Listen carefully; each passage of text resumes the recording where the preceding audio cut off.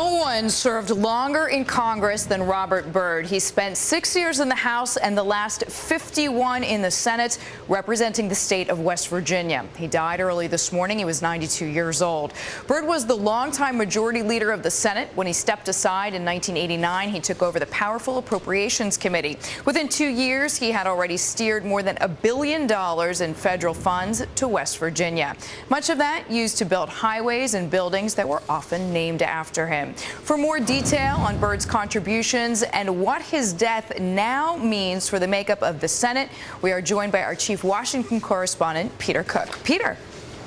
Deirdre, Democrats knew this day was coming, but they didn't think it would happen this week. Senator Robert Byrd is an institution here in Washington. Republicans, Democrats have great respect for Senator Byrd, given his service to the country, his service in Congress. He knew the rules of this institution better than anybody else on Capitol Hill. And again, great respect on both sides of the aisle. This will change Washington, at least the immediate schedule, certainly the makeup of the Senate. There will be efforts in Washington to honor Senator Byrd, but there is implications immediately for the legislative landscape, specifically the issue we've been covering so closely, financial reform. It was scheduled to come to the floor of the U.S. Senate this week, and Senator Robert Byrd just last month, or actually in May, was one of the key votes that got financial reform to 60 votes in the U.S. Senate. Now that vote is gone, and there are new questions right now, Deirdre, about exactly where this might be headed, whether or not this could pose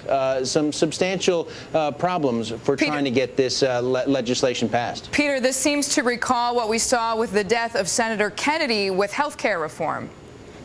It does in some respects, although I'm just talking privately with some Democrats. They still seem pretty confident they can get to 60 votes. The implication here, the problem here for Democrats is not just Senator Byrd's death, but what we heard over the weekend from Senator Scott Brown, the Republican of Massachusetts.